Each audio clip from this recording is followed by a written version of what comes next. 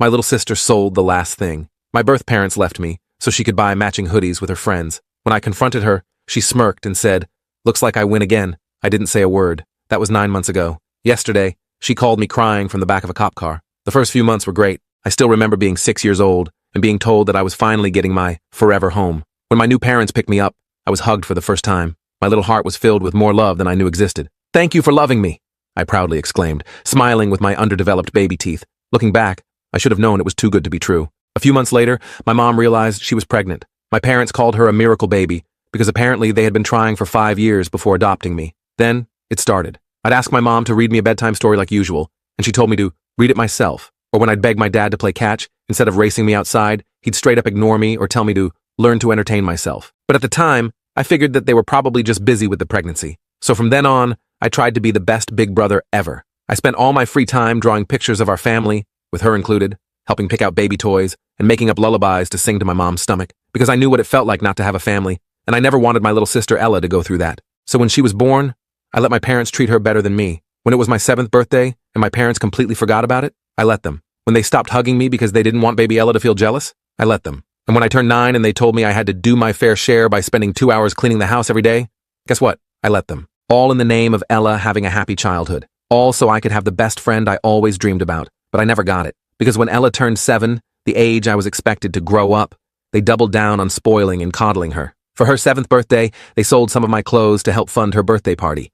An overnight stay at a local water park resort for all her friends and family. That was when I knew we were going to have very different lives. But still, I loved her and was happy for her. Because if one of us had to be treated worse, I would choose me. Every single time. And since no one at home paid attention to me, I assumed no one would want to be my friend, which meant all my time was being poured into raising Ella and studying. So by the time I turned 19, I was on track to study engineering at a really good university. Meanwhile, Ella had turned into a spoiled little brat. One time, she came to me asking if I could pay to fly her and her friends to Disneyland for her 14th birthday. That would be all my savings. Savings I needed to buy groceries. So I told her no. "What the F? You're not even real family! You owe me!" My muscles froze. I felt goosebumps across my arms and legs. "Looks like I win again," she said, with a raised eyebrow and half grin. I didn't even plan on rebutting. I just wanted to cry, and that's when my mom stormed in. "Charlie," she turned to me, "you're supposed to be a good big brother. I thought your father made that clear." Suddenly, all ambiguity around my place in the family was dropped, because they started ranting to each other about how adopting me was a huge mistake, all while I was standing right in front of them. That was my breaking point. I didn't raise my voice, didn't even look at them. "One day, you'll need my help, and I won't be there," I said, voice calm. For a second, the room went completely silent. I don't know what was said next, because that's when I walked out. That night, I couldn't sleep. My brain was flooded with guilt. What if they took it seriously? What if Ella felt like she couldn't come to me for help anymore? What if I made my mom regret adopting me even more? I felt so guilty that I couldn't even bear to look at them. So I spent the next few days going to the library every morning until school started, and staying until close, until I had no choice but to confront them. It was a Saturday, and I had planned to spend the day doing my favorite comfort activity, taking the only thing my biological parents left me with, a gold chain, and talking to it. Pretend my real parents are sitting in front of me, supporting me, telling me how much they love me. Except, I couldn't find it, anywhere. I practically tore my room apart looking for it, and that's when I heard Ella's alarm go off. I ran into her room, panicking. Before I could even say anything, she stopped me. "I'm guessing you're looking for that chain." My knees weakened. Well, I had to do something for my birthday. So I sold it, and me and my friends all got matching designer hoodies. Thanks, BTW. Everything around me went silent. Ella was still talking, proud of herself, completely detached from what that chain meant to me. But I wasn't listening to her anymore. My thoughts were somewhere else, somewhere quieter, colder, because this wasn't about her birthday. This was about the last thing my parents ever gave me, and the second she sold it, something between us snapped, for good. I walked out of her room without saying a word. I could hear her calling after me, but I didn't turn back. I went straight to my room and locked the door. I sat on my bed, staring at the wall, feeling nothing and everything at the same time. That chain was the only physical connection I had to my birth parents, the only proof that they had existed, that they had cared enough to leave me with something. And now it was gone, traded for some stupid matching hoodies that Ella would probably outgrow or get bored with in a month. I pulled out my phone and checked my bank account. I had saved up about $3,200 from odd jobs and birthday money from my grandparents, the Miller's parents, who at least remembered I existed. It wasn't much, but it would have to be enough. I couldn't stay in this house anymore. I started packing my things, only the essentials. Clothes, toiletries, my laptop, and the few books I couldn't bear to leave behind. I could hear the rest of the family downstairs, laughing and talking like nothing had happened. Like they hadn't just taken the last piece of my real family and sold it without a second thought. I was supposed to start college in 3 weeks.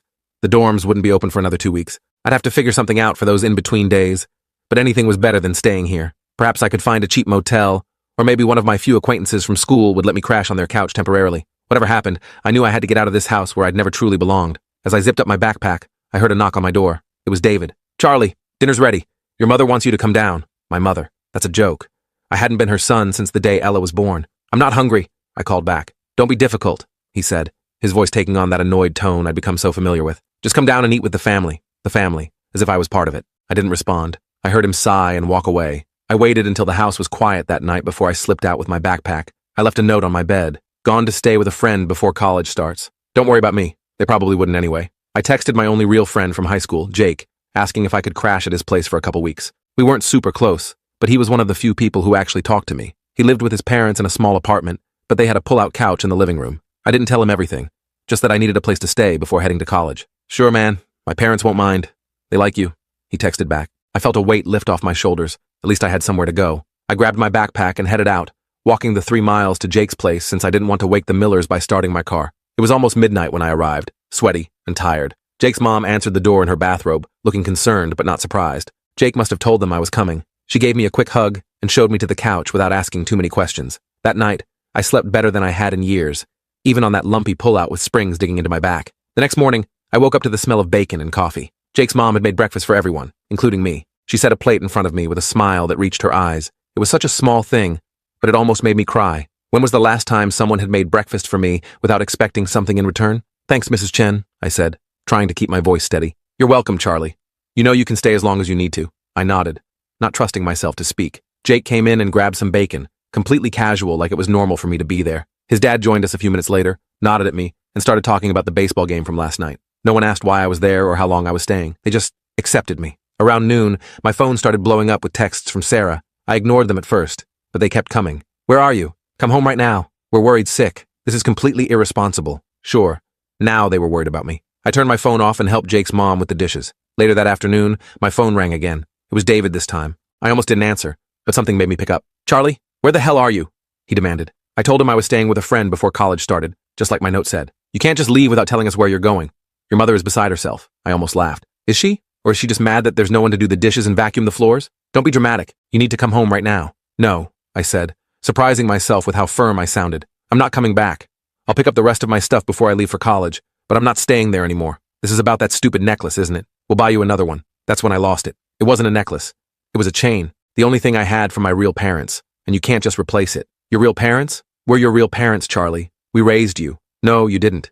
You tolerated me. There's a difference." I hung up before he could respond. My hands were shaking. I'd never stood up to them like that before. Jake came into the room, pretending he hadn't heard everything. "Want to play some Xbox?" I nodded, grateful for the distraction. The next few days passed in a blur. I helped around the Chen household, doing dishes and taking out trash without being asked. Mrs. Chen tried to tell me I didn't have to, but it felt good to contribute. Mr. Chen even slipped me some cash for helping him fix their leaky bathroom sink. "College fund," he said with a wink. A week after I left the Millers, I got a text from Ella. "Mom and Dad are super mad at you. They said you're being ungrateful." I didn't respond. "Hello? I know you're reading this. Still nothing from me." "Fine. Be that way. BTW, I sold your Xbox too. Hope you don't mind, LOL. That was the last straw. I blocked her number. I blocked Sarah and David too. I was done with all of them. 2 days before I was supposed to leave for college, I went back to the Miller's house to get the rest of my stuff. I timed it for when I knew they'd be at work, and Ella would be at her friend's house. I used my key to get in and went straight to my room. Most of my things were still there, though my Xbox was indeed gone. I packed up my clothes, my books, and the few mementos I had managed to keep over the years. As I was about to leave, I noticed something on my desk that hadn't been there before. It was a small box with my name on it. Inside was a cheap gold-colored chain, obviously new from the mall or something. There was a note. "Hope this makes up for the other one." I almost laughed. They still didn't get it. It wasn't about the chain itself. It was about what it represented. This fake replacement was actually the perfect symbol for our relationship, a cheap imitation of something real and valuable. I left the chain and the note on my desk and walked out of that house for the last time. College was a fresh start. My scholarship covered tuition and housing, and I had enough saved up for books and basic necessities.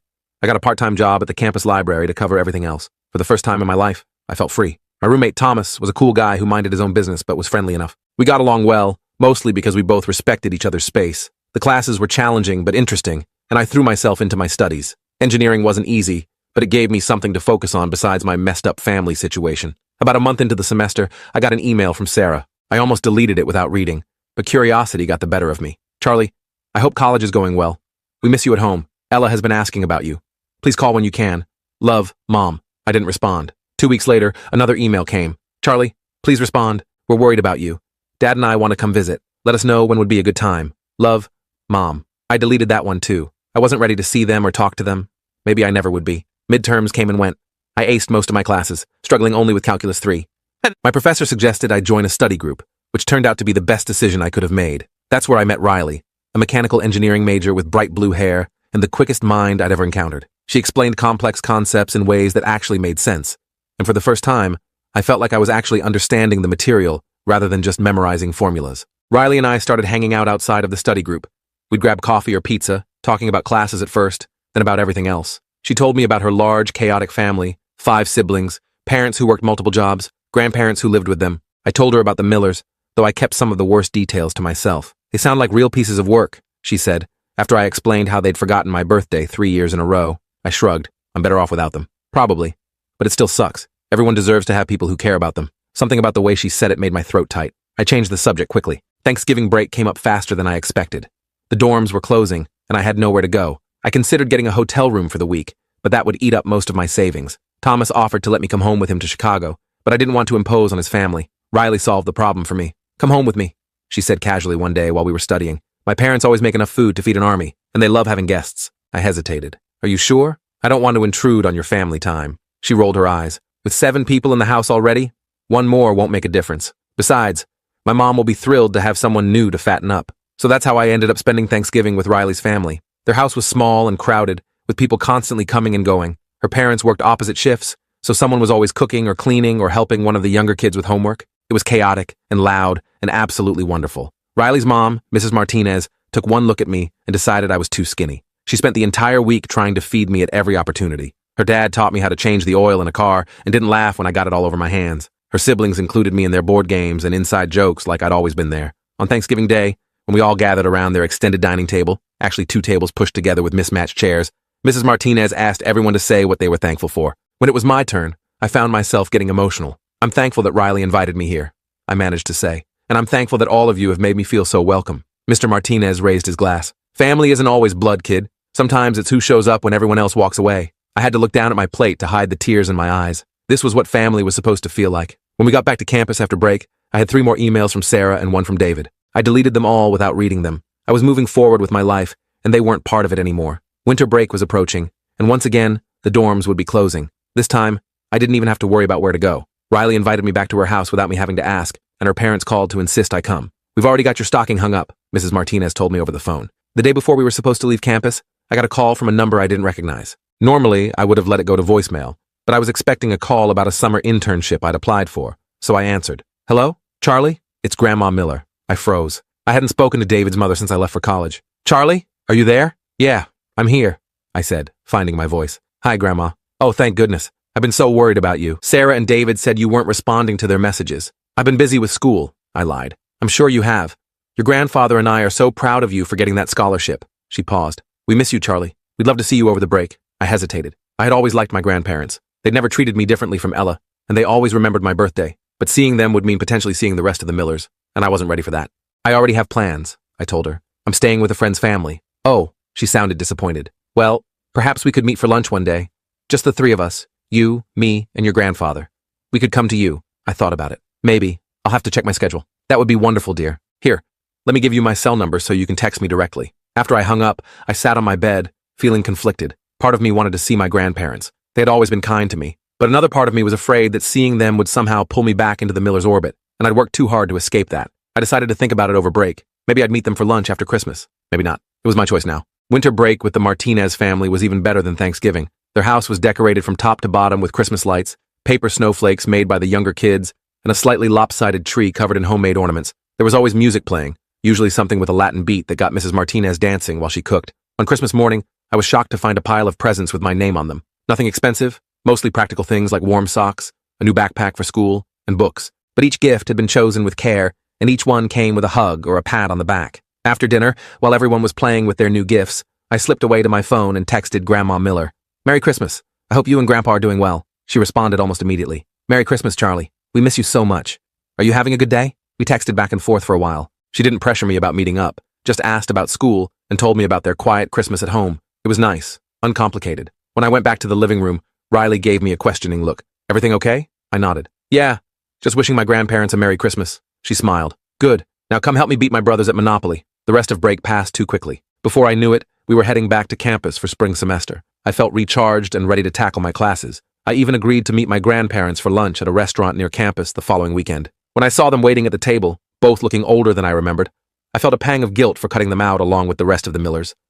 They stood up when they saw me, and Grandma Miller hugged me tight. Look at you, she said, stepping back to examine me. College agrees with you. We had a nice lunch, catching up on everything that had happened since I left. They didn't mention Sarah or David or Ella, and I was grateful for that. As we were finishing dessert, Grandma Miller reached into her purse and pulled out a small box. We have something for you, she said, sliding it across the table. I opened it cautiously. Inside was a gold chain, similar to the one Ella had sold, but not exactly the same. This one was heavier, more substantial. It's not the original, I know, Grandpa Miller said quietly, but we wanted you to have something to remember your parents by. I looked up, surprised. How did you know about that? They exchanged a glance. Sarah told us what happened, Grandma said. She feels terrible about it, Charlie.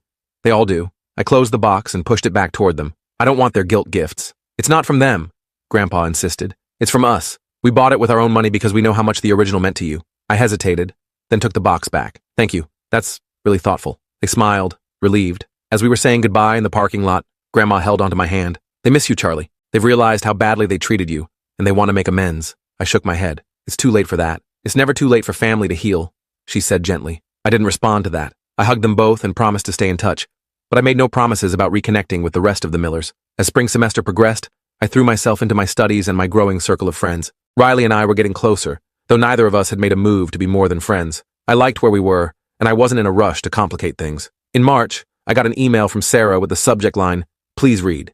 Important." Against my better judgment, I opened it. Charlie, I don't know if you're reading these emails, but I hope you are. Ella has been having a hard time at school. She's failing several classes and has been getting into trouble. The school counselor thinks she's acting out because she misses you. Would you consider talking to her just once? She won't listen to us anymore.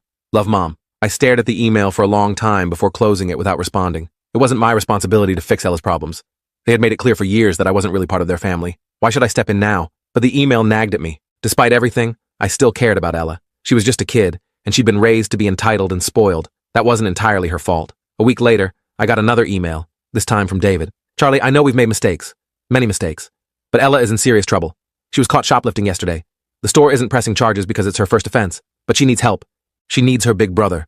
Please call us. Again, I didn't respond, but I did talk to Riley about it. They're trying to make their problems your responsibility, she said, after I showed her the emails. That's not fair to you. I know, I said. But what if I could help her? What if she really is acting out because I left? Riley gave me a long look. Charlie, you're one of the kindest people I know, but you can't set yourself on fire to keep other people warm. They didn't care about your needs for years. Why should you drop everything to fix their problems now? She was right, of course, but that night, I couldn't sleep. I kept thinking about Ella. Yes, she had been spoiled and mean, but she was still just a teenager, and maybe, in her own way, she did miss me. The next day, I did something I never thought I would do. I called Sarah. Charlie? She sounded shocked that I had actually called. Is that really you? It's me, I confirmed. I got your emails about Ella. Oh, thank goodness. She's been so difficult lately. We don't know what to do with her. What exactly is going on? I asked. Sarah launched into a litany of complaints. Ella was failing classes, talking back, breaking curfew, hanging out with the wrong crowd. The shoplifting incident had been the last straw. We've tried everything, Sarah said, sounding desperate. Taking away her phone, grounding her. Nothing works. The only person she ever listened to was you. I doubted that was true, but I didn't argue. What do you want me to do about it? I'm 3 hours away at college. Could you come home for a weekend? Just to talk to her? I almost laughed. Home? That hasn't been my home for a long time, Sarah. There was a pause. I know we've made mistakes, Charlie. We've realized that since you left. We miss you. All of us do. I find that hard to believe. It's true. Please, just come for a day. Talk to Ella. Then you can go back to college and never speak to us again if that's what you want. I thought about it. I'll think about it, but I'm not promising anything. After I hung up, I sat on my bed, wondering if I was making a huge mistake. Part of me wanted to help Ella. Another part of me was afraid that if I went back, I'd get sucked into their dysfunction again. I talked it over with Riley, who was concerned. If you do this, you need to set clear boundaries, she said. Go for the day, talk to Ella, and leave. Don't stay overnight. Don't let them guilt you into anything else. I know, I assured her. I'm not the same person who left last summer. I won't let them manipulate me again. So the following Saturday, I borrowed Thomas's car and drove the 3 hours back to the town where the Millers lived. I didn't tell them exactly when I was coming. I just texted Sarah that morning. I'll be there around noon.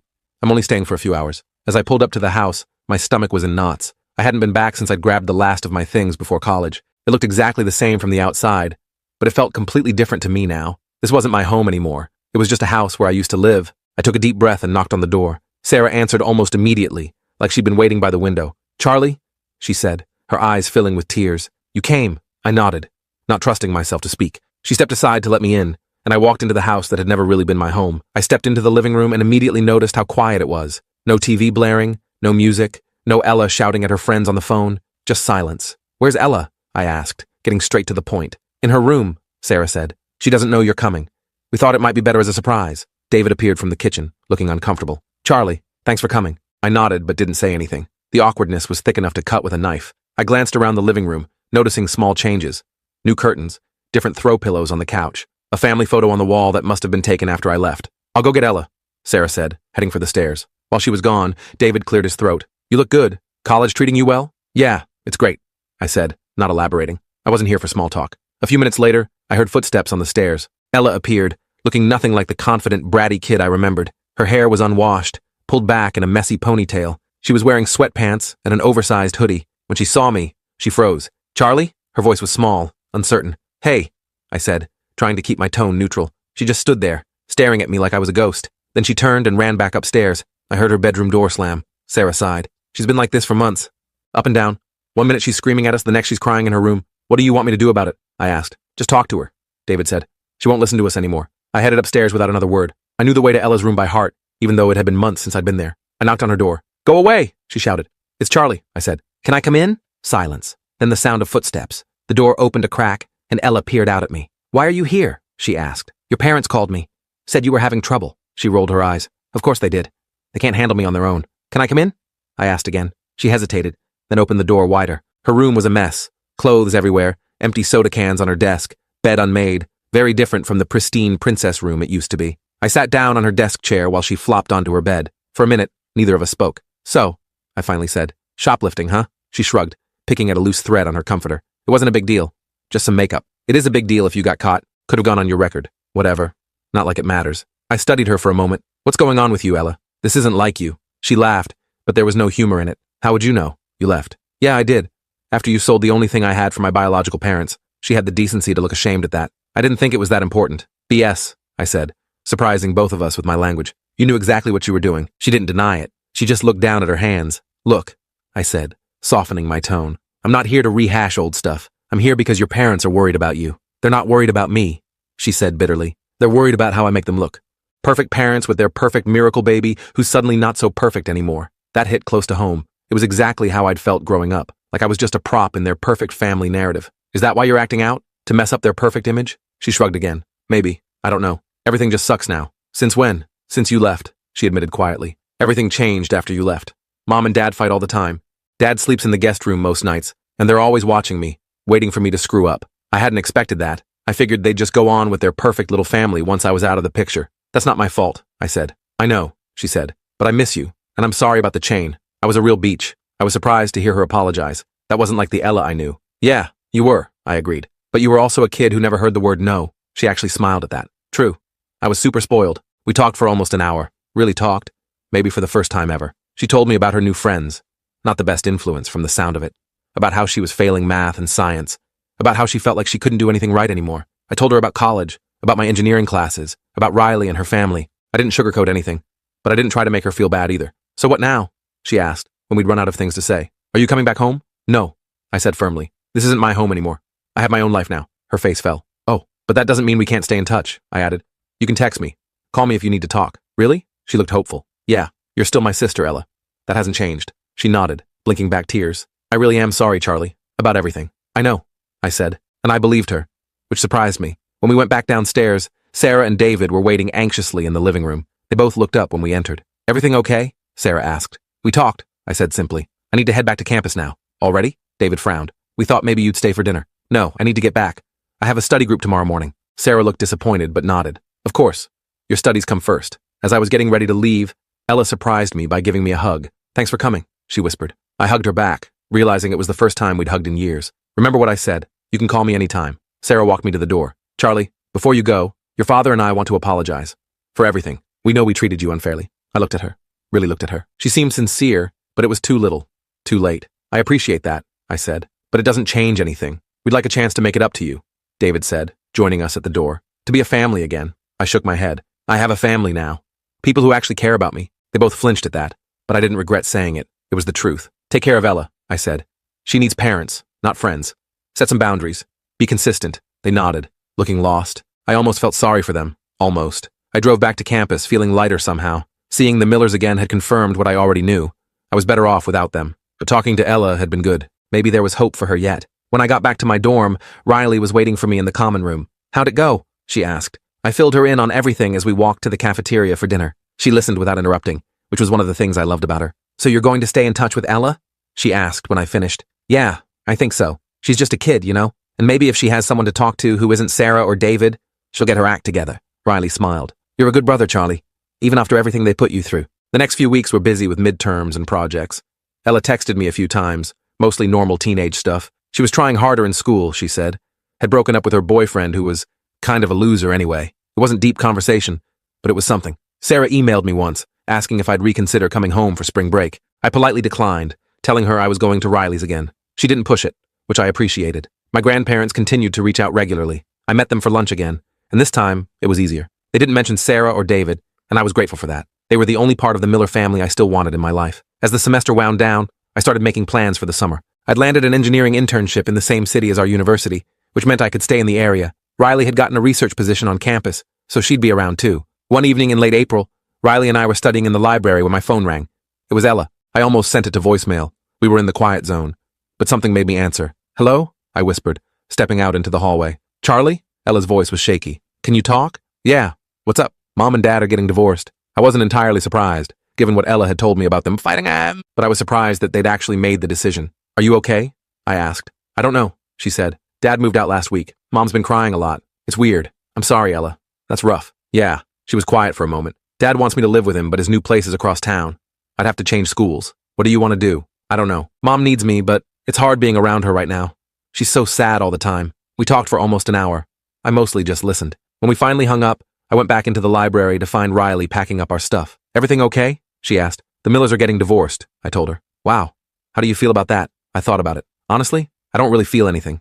It's not my problem anymore. But that wasn't entirely true. I did feel something for Ella, caught in the middle of her parents' mess. The next day, I got a call from David. I almost didn't answer, but curiosity got the better of me. Charlie, I know you probably don't want to hear from me, he started, but I'm calling about Ella. What about her? Sarah and I, we're separating. Getting divorced, actually.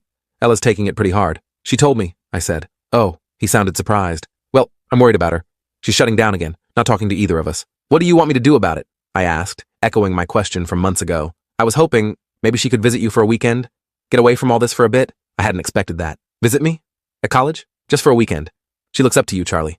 More than you know. I thought about it. My dorm wasn't set up for visitors, but Riley had mentioned her parents were coming to visit in a few weeks and had rented an Airbnb. Maybe Ella could stay there with them. Let me see what I can arrange, I said. No promises. After talking to Riley and her parents, we worked it out. Ella would come the same weekend as the Martinez family. She could stay with them at the Airbnb, and we'd all hang out together. When I told Ella the plan, she actually sounded excited for the first time in months. Really? I can come visit you at college? Yeah, but you'll be staying with my friend's family, not in my dorm.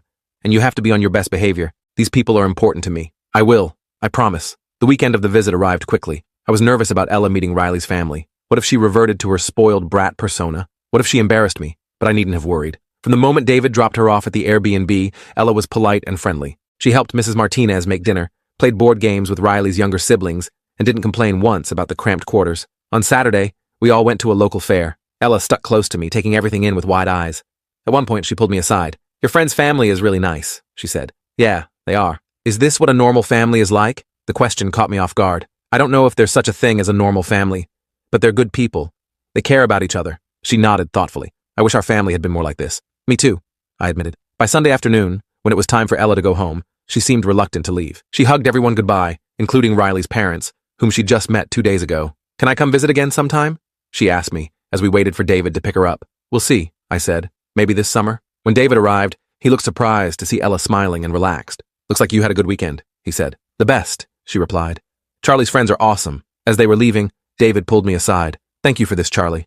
I haven't seen her this happy in months. I just nodded. I wasn't doing it for him. Over the next few months, Ella and I stayed in regular contact. She visited twice more, once during the summer when I was working my internship, and again just before her school started in the fall. Each time, she seemed more mature, more thoughtful. The Millers' divorce was finalized in August. Ella decided to live primarily with Sarah but spent weekends with David. She told me it was working out okay, though she missed having everyone under one roof. Sarah and David both tried to reconnect with me several times, but I kept them at arm's length. I was civil when we had to interact because of Ella.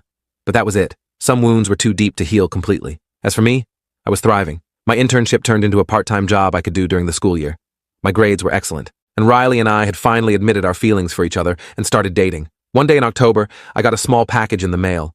It was from Ella. Inside was a gold chain, not my original one, but similar. There was a note. I saved up my allowance for 6 months to buy this. I know it can't replace the one I sold, but I wanted you to have it. Love, Ella. I put it on immediately and sent her a photo. Her response came back quickly. Looks good, big brother. That chain wasn't just a piece of jewelry. It was a reminder that sometimes family isn't who raises you. Sometimes it's who you choose to keep in your life. And sometimes it's who fights to be there even after everything falls apart. I may have lost my adoptive parents, but I gained something better.